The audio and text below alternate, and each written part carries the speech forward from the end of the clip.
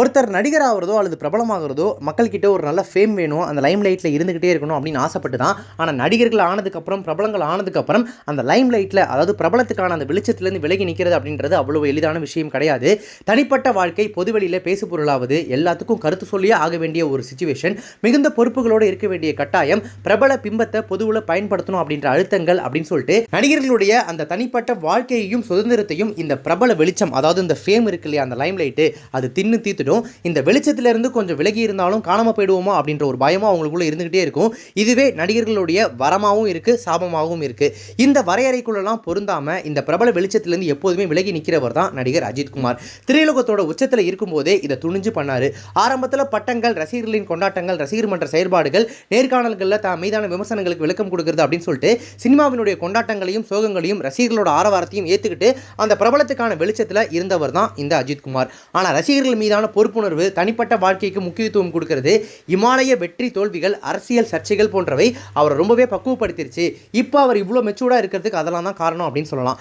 அப்போல்லாம் பொது மேடைகள், பேட்டிகள், நேர்காணல்கள்னு பரவலாக பங்கெடுத்துக்கிட்டு வந்துட்டு இருந்தவர் ஒரு கட்டத்தில் எல்லாத்தையுமே நிறுத்திட்டாரு. சினிமாவில் நடிக்கிறது மட்டும்தான் என்னோட வேலை அப்படின்னு சொல்லிட்டு தேவையற்ற விமர்சனங்களுக்கு பதில் சொல்கிறது, பேட்டிகள் கொடுக்கறது, இதையெல்லாம் நிறுத்தி இந்த பிரபல பிம்பத்திலேருந்து விலகிறதுக்கான முதல் அடியை எடுத்து வச்சாரு. பொது நிகழ்ச்சிகளில் பங்கெடுக்கிறத கம்ப்ளீட்டாக குறைச்சிக்கிட்டாரு.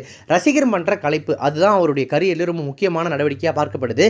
ரசிகர் மன்றம் மூலம் சேவைகள் செஞ்சு வந்தவர் 2011ஆம் ஆண்டு அந்த ரசிகர் மன்றத்தையுமே கலைச்சாரு. அப்போ தான் அவருடைய 50வது திரைப்படமான மெகா ஹிட் மங்காத்தா திரைப்படம் ரிலீஸ் ஆச்சு. கோலிவுட்ல உச்சத்துல இருந்தப்பவே துணிவோட ஒருத்தர் ரசிகர் மன்றத்தை கலைச்சிருக்காரு அப்படின்னா அது கண்டிப்பா அஜித்குமார் அவர்களை தவிர வேற யாரும் இல்லை. அப்போ ரசிகர் மன்றத்தை கலைக்கிறது தொடர்பா அவர் வெளியிட்டிருந்த அந்த அறிக்கை கடிதத்தில் என்ன சொல்லியிருந்தார் அப்படின்னா, நான் என்னைக்குமே என்னுடைய ரசிகர்களை என்னுடைய சுயநலத்திற்காக பயன்படுத்திக்கிட்டது கிடையாது, என் தனிப்பட்ட விருப்பு வெறுப்பிற்காக அவங்களை கேடயமா பயன்படுத்தி கொண்டதும் இல்லை, பயன்படுத்தவும் மாட்டேன் அப்படின்னு சொல்லியிருந்தாரு. இது அஜித் தன்னுடைய திரை வாழ்க்கையில எடுத்த மிகப்பெரிய, மிக துணிச்சலான முடிவு அப்படின்னு சொல்லலாம். ஏன்னா ரசிகர் மன்றங்கள் தான் அவங்களுடைய படங்களுக்கான ஒரு மிகப்பெரிய தூணா இருக்கு, அவங்களுக்கான அடையாளமா இருக்கு. அப்படிங்கிறப்போ எந்த உச்சத்தில் இருக்கக்கூடிய ஒரு நடிகரும் செய்ய தயங்குற ஒரு விஷயமா இது இருந்துச்சு. ஆனா அஜித்குமார் அவர்கள் ரொம்ப பெருசாலாம் யோசிக்காம தன்னுடைய ரசிகர்களோட வாழ்க்கை பாதிக்க கூடாது, எந்த வகையிலும் என்னோட சுயநலத்திற்காக அவர்கள் பயன்படக்கூடாது அப்படின்றதுனால போற போக்கில் ஒரு அறிக்கையை விட்டு ரசிகர் மன்றத்தை கலைச்சிட்டு போயிட்டாரு. அஜித் அவர்களுடைய இந்த முடிவு கோலிவுட்ல இப்ப மிகப்பெரிய அதிர்வலை ஏற்படுத்தி இருந்துச்சு. வாழு வாழ வீடு என ரசிகர்கள் தங்களுடைய குடும்பத்தை முதல்ல பாருங்க, சினிமாவா பாருங்க அப்படின்றத அழுத்தமா சொன்னாரு. இப்போ வரைக்கும் சொல்லிக்கிட்டே இருக்காரு. முக்கியமா ரசிகர்கள் கண்ணியத்தோடையும் கௌரவத்தோடனும் வாழணும் அப்படின்றத சொல்லியிருந்தாரு. உண்மையான தன்னுடைய ரசிகர்களுக்கு இந்த அறிவிப்பை தன்னுடைய பிறந்தநாள் பரிசா தர்றேன் அப்படின்னு சொல்லிட்டு அவருடைய பிறந்தநாள் அன்னைக்கு தான் அந்த அறிக்கையை வெளியிட்டிருந்தார் அப்படின்றது குறிப்பிடத்தக்கது. மேலும் அந்த சமயங்களில் சில அரசியல் பிரச்சனைகளும் அஜித்துக்கு வந்தன. அஜித் இந்த கட்சிக்கு ஆதரவா இருக்காரு, அந்த கட்சிக்கு ஆதரவா இருக்காரு அப்படின்லாம் வதந்திகள் பரப்பப்பட்டன. இதன் மூலமா அஜித் ரசிகர்களுடைய வாக்குகளை குறி வச்சாங்க சில பேர். அதனாலேயே அஜித் ரசிகர்கள் இந்த கட்சிக்கு சப்போர்ட் பண்றாங்களாம், அஜித் அந்த கட்சிக்கு வாய்ஸ் கொடுக்குறாங்க அப்படின்னு சொல்லிட்டு அவருடைய ரசிகர் மன்றத்தில் இருக்கவங்களுடைய அந்த ஓட்டை டார்கெட் பண்ணி நிறைய விஷயங்கள் நடந்துச்சு. இந்த காரணத்தினாலையும் ரசிகர் மன்றத்தை ஒட்டுமொத்தமாக கலைச்சாரு அஜித். நிஜத்தில் மட்டும் இல்லை, திரைப்படங்களில் கூட அரசியல் வேணாம் அப்படின்றதுல அஜித்குமார் உறுதியாக இருந்துட்டு வந்துட்டு இருக்காரு. வினோத் கூட அஜித்குமார் சேரும்போது அந்த வலிமை, நேர்கொண்ட பார்வை படங்கள்லாம் பண்ணாங்க இல்லையா, நேர்கொண்ட பார்வை அது ஒரு ரீமேக் படம். ஆனால் வலிமை டைரக்டாக வினோத்துடைய கதை திரைக்கதையில் உருவானது.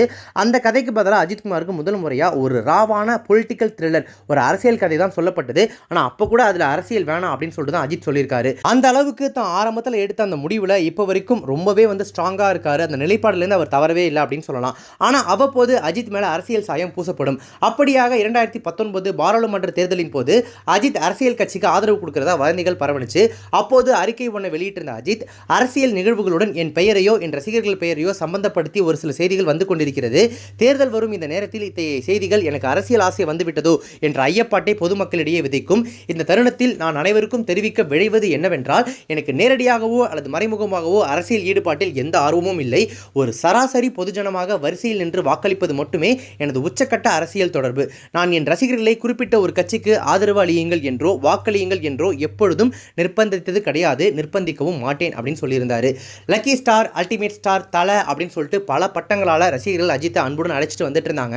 ஆனால் இந்த பட்டங்கள் எல்லாம் எதுவுமே எனக்கு வேணாம், அஜித்குமார், அஜித் ஏகே அப்படின்னு மட்டுமே என்னை குறிப்பிட்டா போதும் அப்படின்னு சொல்லிட்டு திடீர்னு ஒரு அறிவிப்பை வெளியிட்டு ரசிகர்களை ஆச்சரியப்படுத்தினார். வளர்ந்து வர ஹீரோக்கள்லேயே பல பேர் ஆரம்ப காலத்திலே எனக்கு இந்த பட்டம் கொடுங்க, அந்த பட்டம் பட்டம் கொடுங்க, பட்டம் தான் என்னோட அடையாளமாக இருக்கும், அதை வச்சு தான் வந்து ரசிகர் மன்றங்கள்லாம் ஓப்பன் ஆகும், தேட்டரில் என்னுடைய பட்டத்தை அப்படி போஸ்ட்டாக போடும்போது பயங்கரமாக இருக்கும் அப்படின்ற மாதிரிலாம் அவங்களே அந்த பட்டத்தின் மேலே அவ்வளோ ஆர்வம் காட்டும்போது தன்னுடைய ரசிகர்கள் பயன்படுத்திட்டு இருந்த தான் மீதான பட்டங்கள்லாம் வேணாம் அப்படின்னு ஒரு நடிகர் துறந்தார் அப்படின்னா கண்டிப்பாக அதுவும் அஜித் குமாரா மட்டும்தான் இருக்கும். அந்த வகையில் எந்த பட்ட பேருமே என்னை சொல்லி கூப்பிட வேணாம், நீங்கள் வந்து ஜஸ்ட் என்னை வந்து என் பேர் சொல்லி கூப்பிடுங்க, இல்லை ஷார்ட்டாக ஏகே அஜித் அந்த மாதிரி கூப்பிடுங்க அப்படின்னு மட்டுமே சொன்னார்.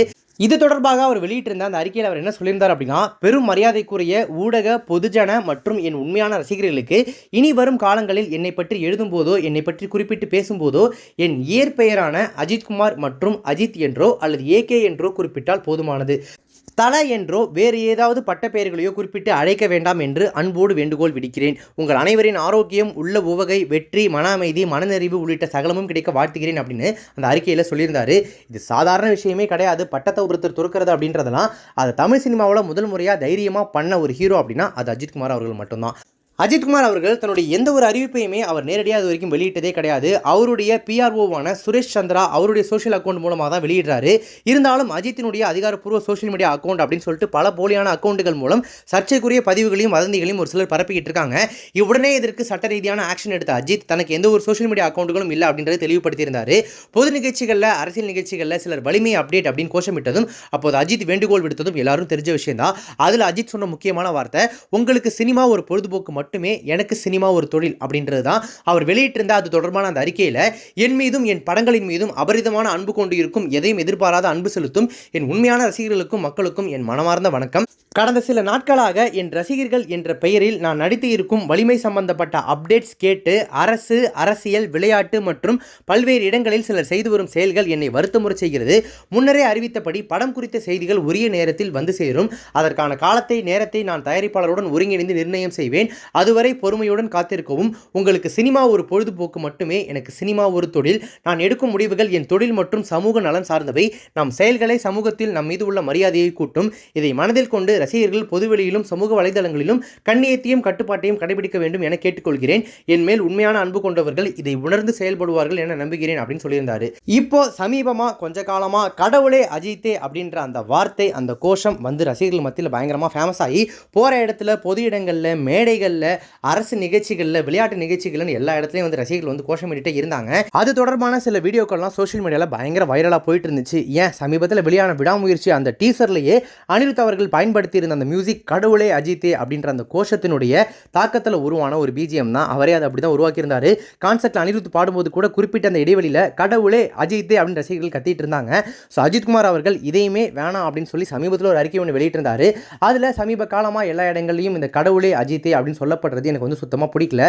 அது என்ன ஒரு மாதிரி வருத்தம் அடைய வைக்குது. பொது இடங்களில் அங்கே இங்கன்னு இந்த மாதிரிலாம் தயவு செஞ்சு பண்ணாதீங்கன்னு மென்ஷன் பண்ணியிருந்தாரு. அவர் வந்து எப்படி என்ன தலன்னு சொல்லாதீங்க, வேற எந்த பட்ட பெயர்களையும் எனக்கு வைக்காதீங்கன்னு சொன்னாரோ அதே தான் கிட்டத்தட்ட இங்கேயுமே சொல்லியிருந்தாரு.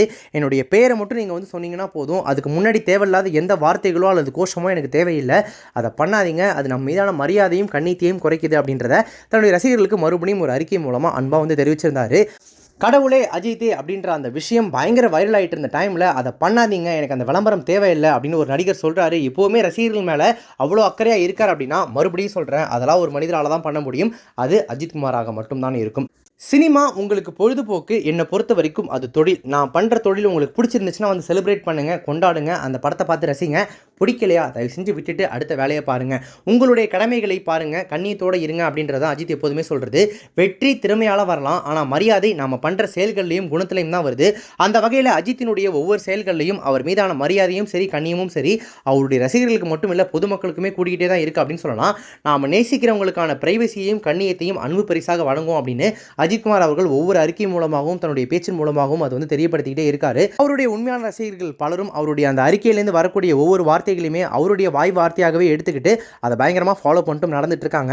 அந்த வகையில் அவருடைய ரசிகர்களை அவர் சரியாகவே வழி நடத்துறாரு அப்படின்றது ரொம்ப குறிப்பிடத்தக்க முக்கியமான விஷயம். இப்போ இந்த வீடியோவில் சொன்ன விஷயங்கள் உங்களுக்கு ரொம்ப பிடிச்சிருந்துச்சு அப்படின்னா லைக் பண்ணுங்க, ஷேர் பண்ணுங்க. இந்த வீடியோவில் இருக்கிற விஷயங்கள் பற்றி உங்களுக்கு கருத்துக்கள் கமெண்ட்ஸ் சொல்லுங்க. நம்ம சேனல் வரைக்கும் சப்ஸ்கிரைப் பண்ணாதவங்க யாராவது வீடியோ பார்த்துருக்கீங்க அப்படின்னா மறக்காம உடனே இப்போவே நம்ம சேனலுக்கு சப்ஸ்கிரைப் பண்ணிட்டு பக்கத்தில் நோட்டிஃபிகேஷன் பில் பற்றி மறக்காம டிங் நினைத்துருங்க.